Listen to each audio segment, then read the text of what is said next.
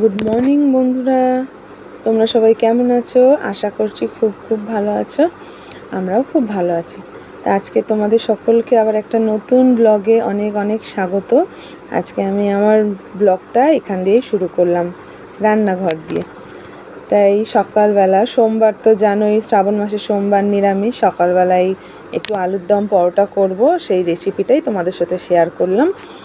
তাই আলুটা আগে একটু সিদ্ধ করে নিলাম, অল্প করে 2টো সিটি দিয়ে। তারপরে এই মশলাটা রেডি করে নিচ্ছি। আদা, কাঁচা লঙ্কা আর টমেটো বেটে নিয়েছি। নিয়ে আলুগুলো সিদ্ধ হয়ে গেছে, ছাড়িয়ে নিলাম। নিয়ে কড়াইটা বসিয়ে দিলাম। কি বলো তো, হাতের কাছে সব কিছু জোগাড় রাখলে না, দেখবে রান্নাটা খুব তাড়াতাড়ি হয়ে যায়, রান্নাটা করতেও সুবিধা হয়। তাই যাই হোক, আমি রান্নাটা বসিয়ে দিলাম। এই যে তেল গরম হয়েছে, জিরে তেজপাতা দিয়ে দিলাম। দেখো বন্ধুরা, কেমন বিপদ, এইভাবেই বিপদ হয়। একটু আনমনা হয়ে গেলে, দেখেছো? দেখো তেল গরম হয়ে গেছে, কতটা খেয়াল করিনি, মশলাটা দিতে গিয়ে কেমন হয়ে গেল। এইভাবেই তো কত কিছু বিপদ ঘটে ঘরে। তো ঠিক আছে, তোমরা খুব সাবধানে রান্না বান্না করো। তাই আমি কি করব, এগিয়ে নিয়ে যাই, রান্নাটা তো থামানো যায় না। তারপরে এই সব মশলাগুলো দিয়ে দিলাম, গুঁড়ো মশলাগুলো। বাটা মশলাটা তো দেখলেই তোমরা কি দিয়েছি। আর গুঁড়ো মশলার মধ্যে কাশ্মীর লঙ্কার গুঁড়ো, হলুদ গুঁড়ো, ধনিয়া গুঁড়ো, নুন আর চিনি, স্বাদ মতো তোমাদের নুন চিনি দেবে। যে চিনি খাও না, চিনি দেবে না। আমিও সব তরকারিতে দিই না, কিছু কিছু তরকারিতে দিই। তারপরে এই মিক্সির বাটিতে একটু জল দিয়ে ওটাও দিয়ে দিলাম। দিয়ে মশলাটা ভালো করে কষিয়ে নিচ্ছি। ওই তেলটা গরম হয়ে গেছে না, ওটা মনে পড়লেই এখনও কেমন লাগছে। তা ঠিক আছে, যাই হোক, আমি এই ভালোভাবে কষিয়ে নিলাম মশলাটা কষিয়ে নিলে একটু তেল ছাড়লে আলুটা দিয়ে দেবো। মশলাটা যত ভালো কষানো হবে, তরকারির টেস্টটা তত ভালো হবে, তাই না? তাই আলুটা আমি দিয়ে দিলাম, ছাড়িয়ে রেখেছিলাম আলুটা।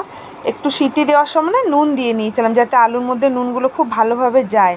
তারপরে 3-4 মিনিট কষিয়ে নেবো। খুব বেশি সিটি দিলে কী হবে, একদম নরম হয়ে গেলে না আলুটা কষানো যায় না। একটু নাড়াতে না পারলে, মশলার সাথে না কষাতে পারলে না, সেই স্বাদটা আসে না। যাই হোক, ভালো করে আমি কষিয়ে নিলাম। 3-4 মিনিট ভালো করে কষিয়ে নেওয়ার পর আমি তারপরে জল দিয়ে দিলাম। বেশি জল দেবো না, যেহেতু প্রথমেই বললাম যে সিটি দেওয়া ছিল, আলুটা সিদ্ধ করা ছিল। তাই একটু জল দিয়ে নিলাম, দিয়ে ভালো করে নাড়িয়ে চাড়িয়ে ওর সাথে মশলাটা মিশিয়ে নিয়ে তারপরে নামানোর একটু আগে একটু গরম মশলা গুঁড়ো দিয়ে নিলাম। আজকে আলুর দমটা খুব সাদাসিধেভাবেই করেছি, জানো তো, তেমন কিছু হ্যাবক মশলাপাতি দিয়ে করিনি। এই যে আমার আলুর দমটা হয়ে গেছে। তারপর আমি পরোটা করব, সেটারই তোড়জোড় করে নিচ্ছি। ময়দাটা ভালো করে, আটা ময়দাটা ভালো করে ময়ন দিয়ে নিলাম। জানো তো, ময়নটা বিশেষভাবে প্রয়োজন।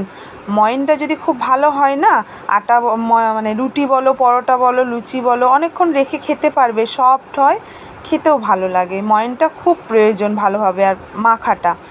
যাই হোক, দেখো রান্না বসাতে গিয়ে দেখছি তেল বাড়ন্ত। আর একটা বিপদ, রান্না করতে গিয়ে না, কিছু হাতের কাছে যদি না সব কিছু মজুদ থাকে, দেখবে রান্না করতে গিয়ে হকচকিয়ে যেতে হয়, বিশেষ করে তাড়াহুড়োর সময়।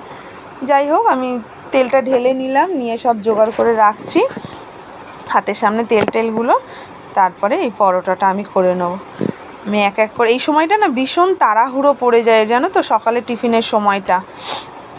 এই সময়টা কেটে গেলে তুমি আবার রান্নাবান্নাটা ধীরে ধীরে করো, তো অসুবিধা হয় না।